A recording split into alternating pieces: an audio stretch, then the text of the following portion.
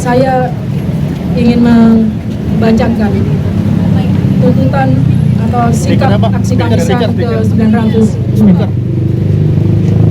Usut tuntas upaya pembunuhan berencana terhadap Andri Yunus. Segera bentuk TGBF dan adili pelaku di peradilan umum. Nomor 66 selebaran aksi Kamisan _4_2026. Serangan terhadap Andri Yunus, Wakil Koordinator Kontras pada 12 Maret 2026 adalah operasi pembunuhan berencana terhadap pembela HAM sekaligus serangan terhadap demokrasi. Berdasarkan temuan investigasi TAUD, Tim Advokasi untuk Demokrasi, serangan ini melibatkan setidaknya 16 orang dengan peran terstruktur sebagai pengintai, pembuntut, dan eksekutor. Air keras yang disiramkan langsung ke mata, wajah, dan saluran pernafasan adalah alat yang secara inheren mematikan. Kasus ini harus dikonstruksikan sebagai percobaan pembunuhan berencana dengan penyertaan sesuai pasal 459, junto pasal 17, junto pasal 20 KUHP, bukan penganiayaan berat. Serangan ini tidak lahir dari kekosongan.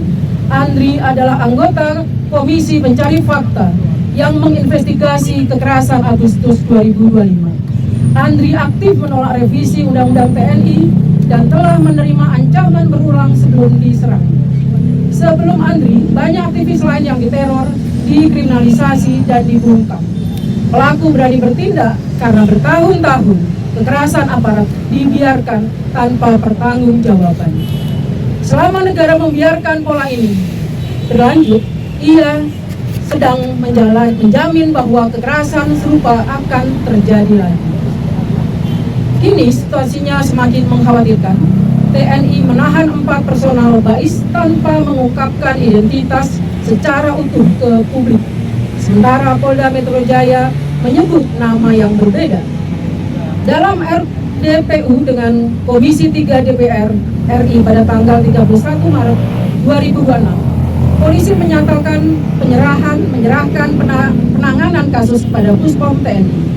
Membiarkan penyidikan sepenuhnya berada di tangan militer berarti membiarkan institusi yang anggotanya diduga terlibat menyidik dirinya sendiri. Tindak pidana yang disangkakan adalah tindak pidana umum. Korban adalah warga sipil dan peradilan militer tertutup. Tidak ada dasar hukum maupun moral untuk membawa kasus ini ke peradilan militer yang tertutup. Pertanyaan terpenting, siapa yang memerintahkan, siapa aktor yang intelektualnya, hanya bisa dijawab oleh tim gabungan pencari fakta independen yang melibatkan masyarakat sipil dan bebas dari konflik kepentingan serta harus dibuka seterang-terangnya melalui peradilan umum. Serangan terhadap satu pembela HAM adalah serangan terhadap kita semua. Dari kasus-kasus 1998 hingga Agustus 2025 hingga Andri hari ini, impunitas terus menopang kekuasaan yang tidak takut pada hukum.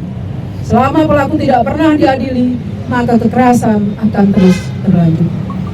Aksi Kamisan ke-902 adalah pernyataan sikap kami. Dari arsenik ke air keras, kami akan terus bersuara keras. Untuk itu kami menyerukan, 1. Negara harus segera membentuk tim gabungan pencari fakta independen yang melibatkan masyarakat sipil, bebas dari konflik kepentingan, dan dilengkapi kewenangan hukum yang kuat untuk mengungkap seluruh pelaku, rantai komando, dan aktor intelektual. 2. Seluruh pelaku diadili melalui peradilan umum yang sesuai dengan konstruksi hukum percobaan pembunuhan berencana, bukan penganiayaan berat. 3. Negara menjamin perlindungan dan pemulihan menyeluruh bagi korban, keluarga, saksi, dan para pendamping. 4. Komnas HAM segera melakukan penyelidikan independen atas kasus ini, termasuk menelusuri keterhubungannya dengan pola teror sistematis terhadap pembela HAM. Kelima, Jaksa Agung membentuk tim ad hoc, tim penyidik ad hoc untuk menindaklanjuti berkas pelanggaran HAM karena kasus Andri lahir dari impunitas yang dibiarkan. Demikian selebaran ini dibuat untuk mendapatkan perhatian dari pihak terkait dan masyarakat pada umumnya Jakarta 2 April 2026, JSKK, JRKI, Kontras, Imparsial, Amnesty Indonesia, Internasional Perempuan Mardika, Jakartinikus, LBH Jakarta, YLBHI, PBHI Nasional, Tren Asia, Amartya. Sekian sikap dari aksi Kamisan 902. Terima kasih. Itu yang tercatat, yang dikerangkeng, yang mencoba oleh negara dibatasi. Karena tubuh-tubuh itu jika beredar di jalanan, jika beredar di kalangan luas, mungkin dianggap begitu berbahaya untuk negara, dan begitu berbahaya untuk kepentingan penguasa dan kepentingan rezim. Teman-teman semua, ini termasuk dengan refleksi bagaimana negara ingin mencoba menghapus sejarah 98 ketika ada tubuh-tubuh perempuan yang diperkosa, tapi negara mencoba mengubahnya menjadi sekedar kerusuhan. Ada predikat yang diubah, ada sejarah yang diputarbalikkan. Dan di antara itu ada tubuh-tubuh yang menjadi saksi sejarah yang sedang coba untuk tidak diakui.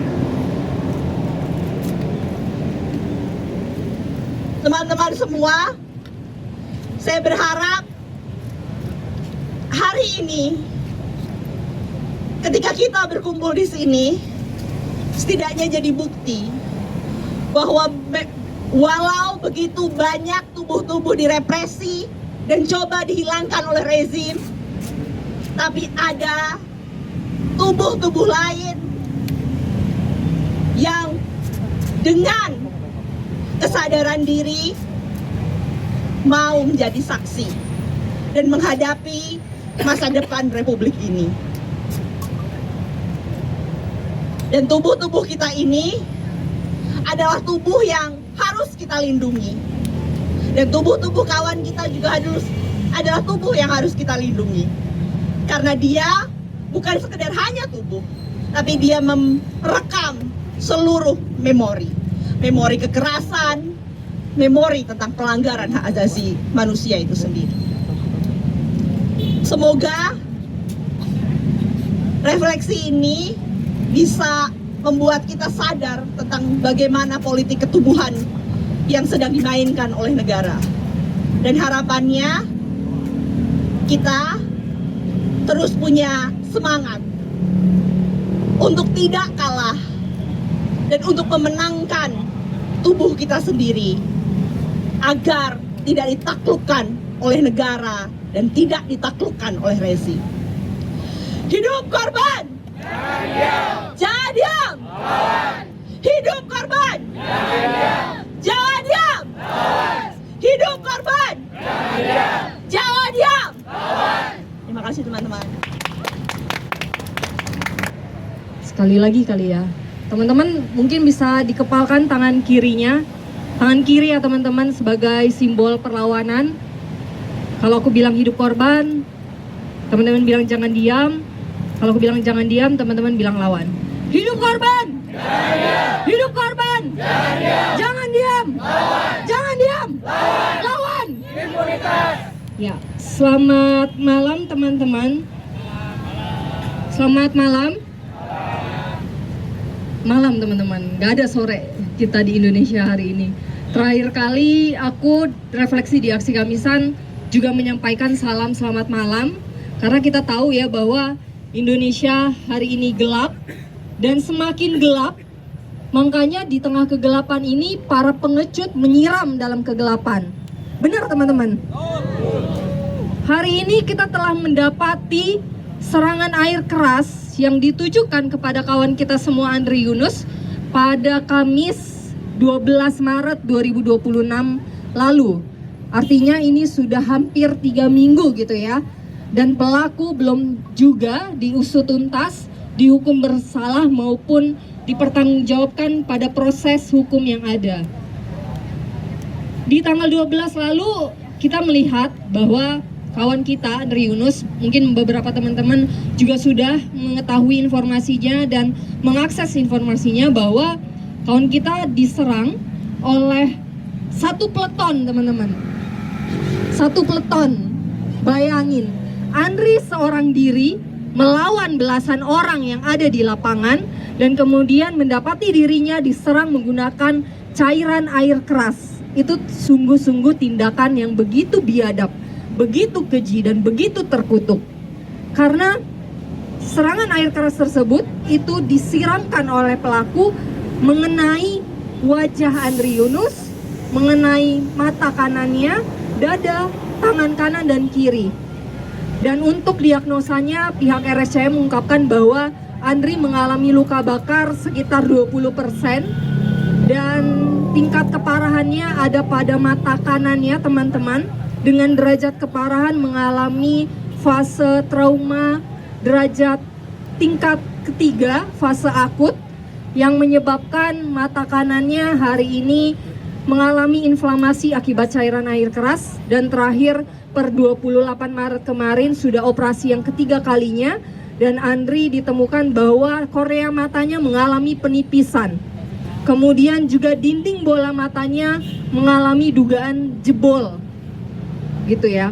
Tapi itu untuk bola mata dan luka bakar juga sudah ditangani oleh pihak RSCM dengan tepat, dengan multi dokter gitu ya. Ada tim kegawat daruratan, ada tim bedah mata, ada tim rekonstruksi wajah maupun bedah kulit, yang akhirnya mata Andri sudah dioperasi dan sudah ditambal dan juga sudah mengalami beberapa kali penanganan medis lainnya seperti penambahan amnion pada lapisan jaringan matanya maupun dalam luka bakarnya juga sudah diangkat dan sudah kunjung membaik, dan sudah dilakukan cangkok juga terhadap kulitnya karena apa yang dialami di tubuh Andri itu kemudian mengalami luka bakar yang cukup tebal, teman-teman. Teman-teman mungkin sudah melihat gitu ya demonstrasi di sosial media cairan air keras, cairan asam air keras ketika disiramkan ke tembok mengalami korosif gitu ya. Bayangkan ketika itu mengenai kulit, teman-teman, kulit manusia gitu ya. Makanya kita tentu perlu mengkutuk tindakan biadab ini gitu. Dan kita juga telah melihat gitu dalam CCTV maupun bukti-bukti yang ditayangkan bahwa baju Andri bahkan melepuh gitu karena akibat dari serangan air keras. Nah, untuk itu berkaitan dengan hal medis yang ingin saya sampaikan terhadap kondisi Andri Yunus, tentu kami membutuhkan dukungan solidaritas dari teman-teman masyarakat sipil semua untuk mendoakan berkaitan dengan pemulihan Andri Yunus yang saat ini tengah mengalami maupun menjalankan perawatan intensif di High Care Unit RSCM, dan terus mengimbau kepada semua pihak baik itu pejabat ataupun pihak-pihak lainnya untuk tidak mengunjungi Andri karena Andri sedang dalam perawatan intensif, dan teman-teman bisa bersolidaritas dengan mengirimkan surat dukungan di lobi Kanigara gitu. Nanti untuk akses dan lain-lainnya teman-teman bisa menghubungi Kontras gitu untuk bersolidaritas. Dan juga tentu kami sangat-sangat mengharapkan gitu ya adanya dukungan teman-teman semua masyarakat sipil yang kemudian berkoalisi dan bersolidaritas untuk terus mengusut tuntas adanya pelaku penyerangan air keras terhadap kawan kita Andri Yunus, dan itu terus-menerus kita gaungkan agar para pelaku diadili di peradilan umum, dan kita terus mendesak adanya tim gabungan pencari fakta yang independen gitu untuk mengusut tuntas kasus ini. Dan tentu lagi-lagi juga kami dari Kontras berterima kasih kepada seluruh masyarakat sipil karena hari ini teman-teman terus berdiri bersama Andri, bersama Kontras, dan ini adalah bentuk kekuatan bagi kami semua di Kontras khususnya yang baru saja 20 Maret lalu memperingati ulang tahun ke 28 tahun dan kami terus hari ini tegar berdiri karena kami juga pernah melalui masa-masa sulit. Kita pernah mengalami yang namanya koordinator Kontras, Munir Said Talib, itu pernah dibunuh, diracun ketika perjalanan ke Belanda, dan sampai sekarang kasusnya belum menemukan titik terang.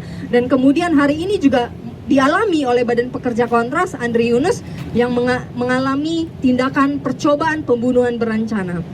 Nah, kami di tim advokasi untuk demokrasi, teman-teman, mengidentifikasikan dan dengan tegas gitu menyatakan bahwa tindakan biadab yang dilakukan oleh para pelaku adalah bentuk tindakan percobaan pembunuhan berencana disertai penyertaan. Atau kalau misalkan kita kaji lewat pasalnya itu pasal 459 KUHP Junto 17 Junto 20, teman-teman, yaitu tindak pidana percobaan pembunuhan berencana disertai penyertaan.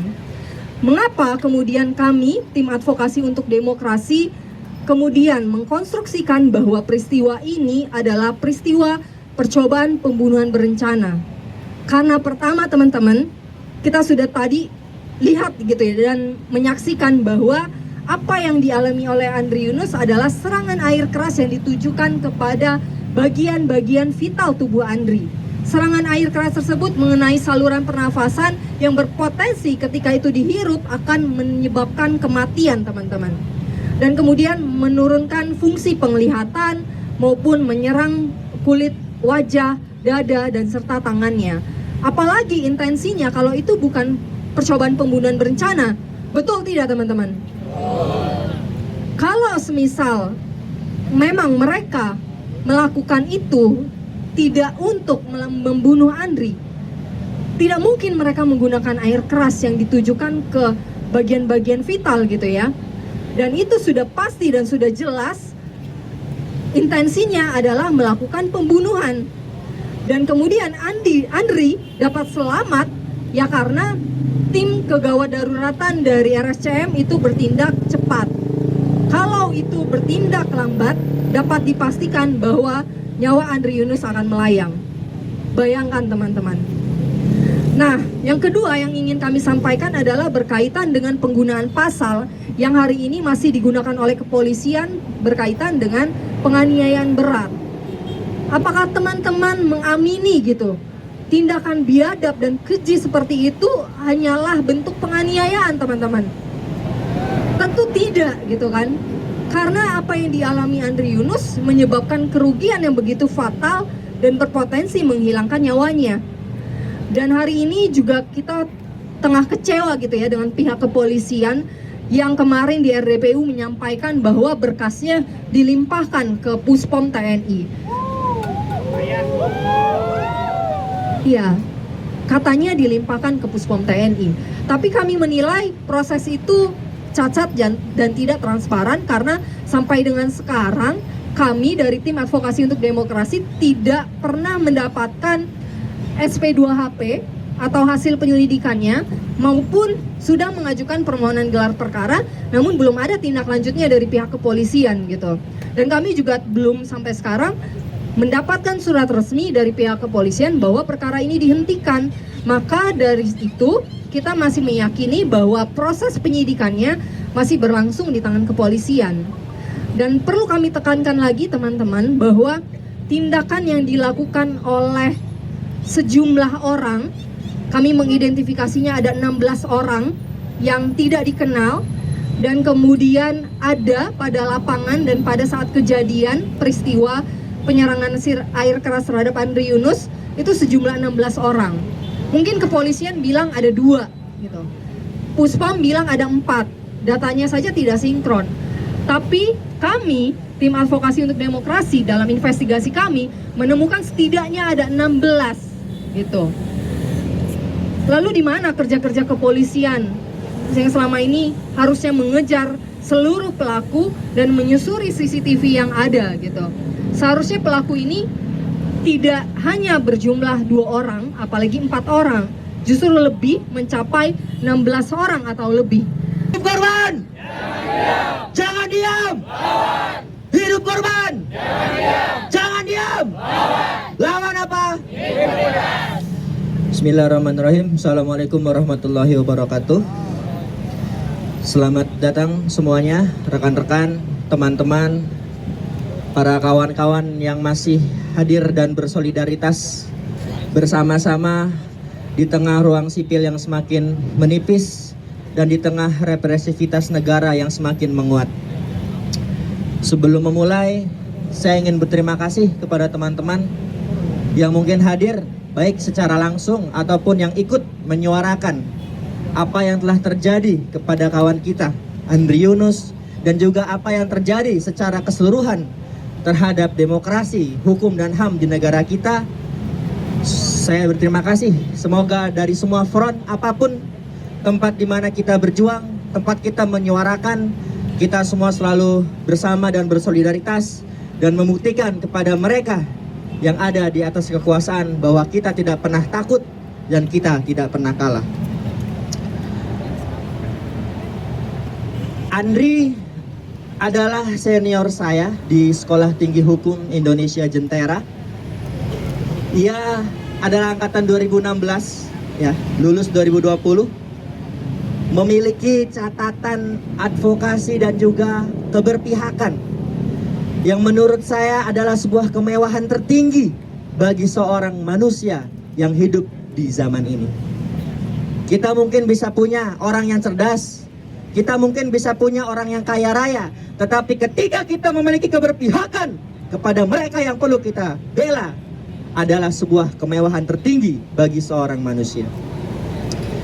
Dan bagi saya, Andri adalah sosok yang luar biasa, yang membuat saya kemudian berpikir bahwa jika orang sebaik Andri saja bisa disakiti oleh negara, maka apa yang sebenarnya negara pikirkan ketika mereka merencanakan itu? Jika kita berefleksi, sejatinya negara adalah institusi atau organisasi tertinggi di mana ia hadir untuk melindungi kita.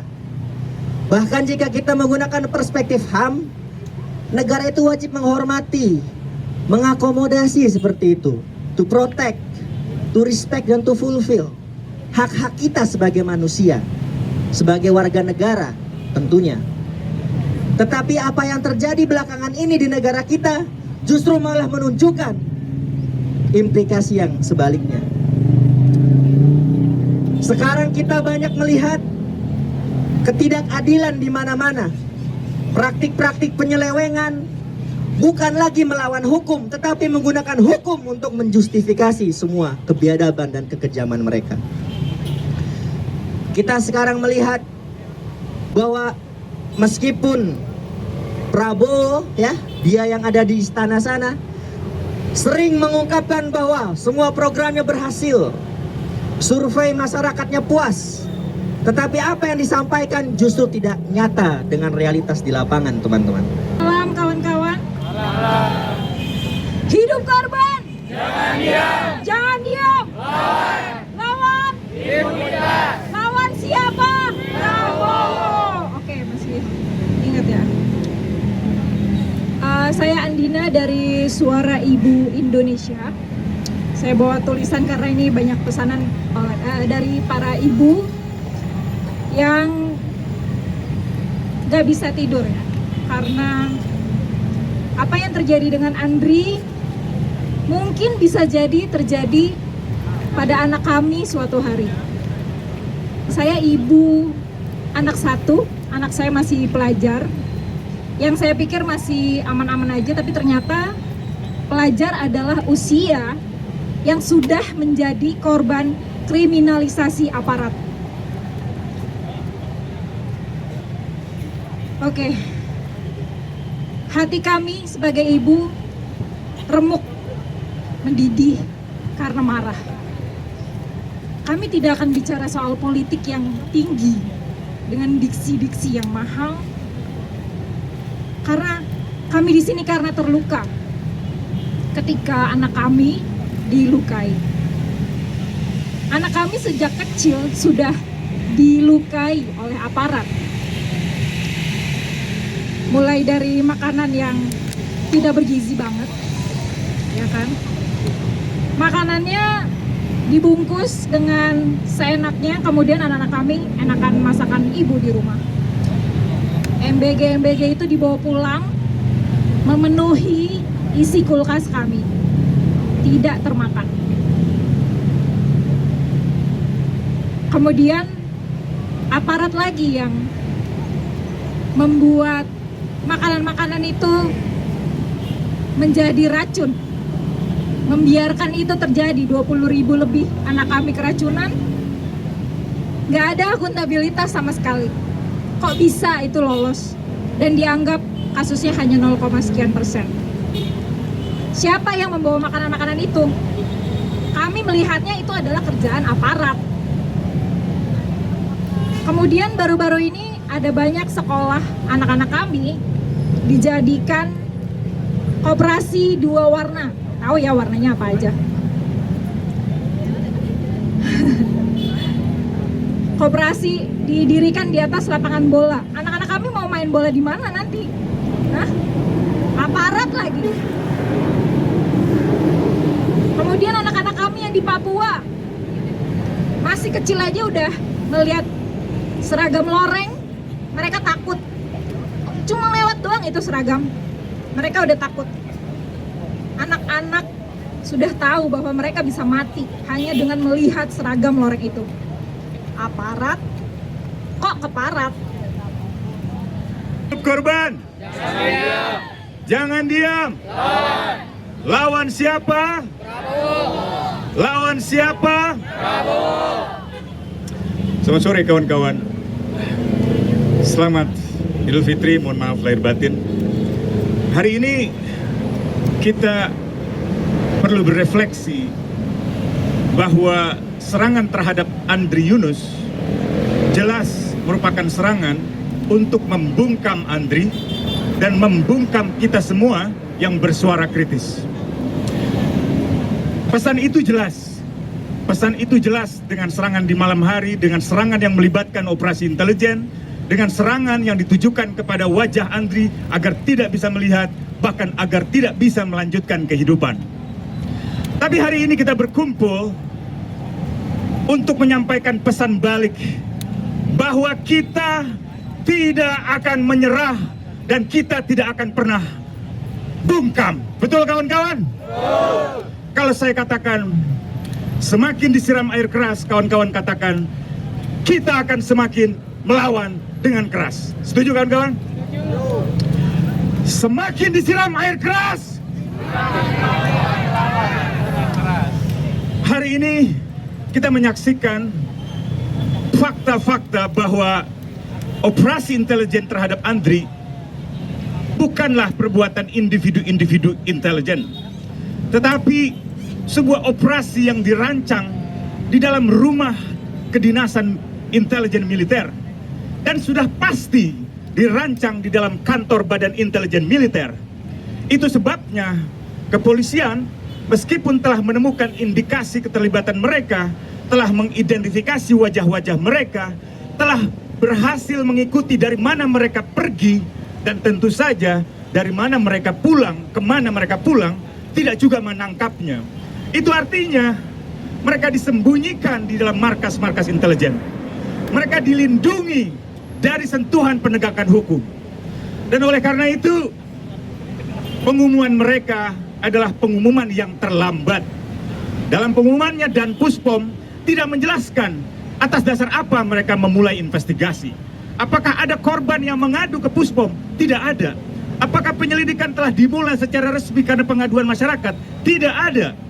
Apakah mereka tahu ketika ditanya wartawan apa yang diperbuat oleh 4 orang yang disebut-sebut dengan inisial itu? Bahkan inisialnya tidak jelas apakah tersangka atau terduga. Maka Puspen dan Puspom menggunakan istilah yang sangat kabur. Baru hari-hari ini mereka kemudian memberi kesan seolah-olah sudah ada tersangka. Apa itu artinya? Artinya sebenarnya tidak ada penyelidikan dari awal. Pengumuman mereka dibuat setelah mereka sadar kalau mereka tidak mengambil sesuatu, tidak mengambil langkah, kepolisian akan mengumumkan itu kepada publik. Dan sayangnya kita dihadirkan dengan inisial nama yang berbeda. Bisa berbeda dalam arti tukar kepala. Di dalam tradisi militer, melindungi anggota dilakukan dengan istilah tukar kepala, menyembunyikan pelaku yang sesungguhnya dan menyerahkan pelaku yang tidak sebenarnya. Kawan-kawan, kita harus menolak Puspom untuk menangani kasus ini. Kita harus menolak jurisdiksi peradilan militer pada kasus ini. Dan kita harus bisa menjelaskan kenapa kita menolak. Yang pertama, Andri adalah warga biasa, warga sipil. Dia tidak sedang menyerang militer, dia tidak sedang berada di tangsi militer, dan dia bukan anggota militer yang melakukan pelanggaran hukum militer. Yang kedua, dari jenis tindak pidana dan dampak dari kejahatan terhadap Andri terjadi di lingkungan peradilan, di lingkungan umum, dan menimbulkan ketakutan dan kerugian di dalam masyarakat umum.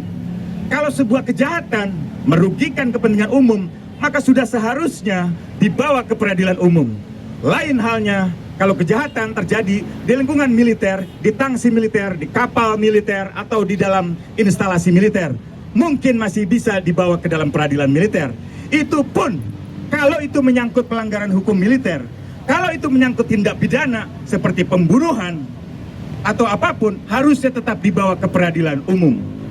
Kawan-kawan, kita sudah banyak belajar bahwa setiap kasus yang dibawa ke pengadilan militer, kalaupun ia berujung dengan vonis bersalah, berujung dengan pemberhentian dari kedinasan, pada akhirnya mereka divonis tidak bersalah. Pada akhirnya mereka dibebaskan. Pada akhirnya mereka mengalami kenaikan pangkat dan jabatan. Dan pada akhirnya bahkan mereka bisa menduduki jabatan-jabatan tinggi. Pengadilan militer memiliki kelemahan. Biasanya yang diadili adalah berpangkat kapten ke bawah. Kalau dalam kasus Andri, jelas bukan hanya kapten, letnan yang terlibat, tapi juga kolonel yang terlibat. Bahkan Kepala Bais bintang 3, Letnan Jenderal, itu mengundurkan diri atau menyerahkan jabatannya. Itu artinya ada indikasi kuat bahwa yang terlibat bukan hanya perwira menengah atau perwira tinggi yang menengah, tapi juga di tingkat pimpinan. Dan kalau sudah jenderal yang terlibat, maka pengadilan militer mustahil bisa mengadili seorang letnan jenderal, karena itu pangkat tertinggi. Dan di dalam militer ada dua hal yang menjadi penghalang dari sebuah proses hukum yang bisa berujung keadilan. Yang pertama adalah atasan yang berhak menghukum atau ankum. Artinya bawahanlah yang selalu salah. Atasan tidak pernah salah karena atasan yang punya hak untuk menghukum, bukan bawahan yang berhak untuk menghukum. Yang kedua adalah pepera, perwira penyerah perkara. Perwira penyerah perkara adalah atasan yang bisa menyerahkan seorang perwira ketika perwira terlibat di dalam sebuah kejahatan. Bagaimana kalau perwiranya yang terlibat? Bagaimana kalau perwira tingginya yang terlibat? Jadi logika peradilan yang dibangun berdasarkan hierarki kepangkatan adalah logika ketidakadilan, logika ketimpangan, bukan logika keadilan. Dan juga yang kita perlu renungkan di dalam peristiwa hari ini adalah mereka seringkali memakai jubah-jubah nasionalisme, jubah-jubah kecintaan pada tanah air, jubah-jubah keperkasaan fisik, pangkat, seragam, senjata, dan pidato-pidato serta retorika. Padahal di balik itu semua adalah keserakahan, di balik itu semua adalah ketidakjujuran, di balik semua itu adalah penyelewengan kekuasaan. Jadi mulai hari ini kawan-kawan, kita harus tunjukkan bahwa yang mencintai tanah air adalah kita semua kawan-kawan. Yang mencintai tanah air adalah para aktivis kemanusiaan kawan-kawan. Mereka boleh dilantik, boleh dilatih dengan pendidikan militer, menggunakan tank, menggunakan peluru, senjata, tapi keberanian tidak akan pernah lahir dari kekerasan. Keberanian lahir dari kelembutan, dari kecintaan kita pada kemanusiaan. Itu sebabnya mereka bersembunyi. Itu sebabnya kita tetap berdiri tegak. Itu sebabnya mereka lari dari tanggung jawab kawan-kawan. Sembunyinya mereka adalah sembunyi seorang bukan kesatria. Sembunyinya mereka hanyalah cermin dari akal yang hina, cermin dari hati yang hampa, cermin dari rasa nasionalisme yang bohong dan penuh dengan sandiwara. Oleh karena itu kawan-kawan, Jangan pernah percaya pada retorika kebangsaan mereka. Jangan pernah biarkan rakyat kita tertipu terus-menerus oleh retorika kebangsaan mereka. Mereka menggunakan retorika nasionalisme sambil mengeruk kekayaan alam kepada kantong mereka. Mereka bersembunyi di balik kekerasan negara atas nama nasionalisme, tapi sebenarnya menyembunyikan korupsi dan penyalahgunaan kekuasaan mereka. Ya, kawan-kawan, saya dan kawan-kawan Kontras dan saya kira semua para aktivis telah berkali-kali mengalami serangan. Bahkan dalam kasus Andri, seperti kawan-kawan bisa baca di majalah Tempo, beberapa aktivis lainnya, termasuk Isnur dari LBH, saya juga menjadi bagian dari target operasi. Itu tidak mengecilkan hati saya, kawan-kawan. Itu justru membesarkan hati saya bahwa yang kita lakukan adalah sesuatu yang benar. Mereka, kalau mereka mau melakukan sesuatu yang benar, yang didasarkan pada sifat-sifat kesatriaan, harusnya tampil terbuka, harusnya tidak bersembunyi dan berlindung di balik ketek kekuasaan jenderal-jenderal mereka. Betul, kawan-kawan? Saya usulkan, kawan-kawan, di antara kamisan-kamisan di hari depan, sempatkanlah untuk mampir berdemonstrasi di depan markas pusat polisi militer yang terletak 2 km dari sini. Berani, kawan-kawan? Berani, kawan-kawan? Berani, kawan-kawan? Tidak ada yang perlu kita takutkan di dunia ini, kawan-kawan, kecuali yang menciptakan bumi dan semesta alam. Kita tidak perlu takut. Seperti kata Munir, ketakutan itu hanya akan menghilangkan rasionalitas kita, akal sehat kita dalam bertindak. Seharusnya kasus ini menjadi peneguh bagi kita bahwa perjuangan kita masih akan kita lanjutkan. Bahwa Indonesia masih membutuhkan kita, apalagi di tengah situasi dunia yang tidak pasti, di tengah situasi krisis ekonomi yang ada di depan mata.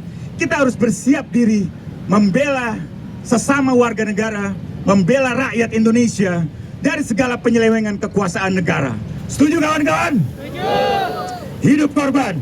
Jangan diam. Hidup korban. Jangan diam. Jangan diam. Lawan. Jangan diam. Lawan. Lawan siapa? Prabowo. Lawan apa? Impunitas. Kawan-kawan, terima kasih telah mendengarkan.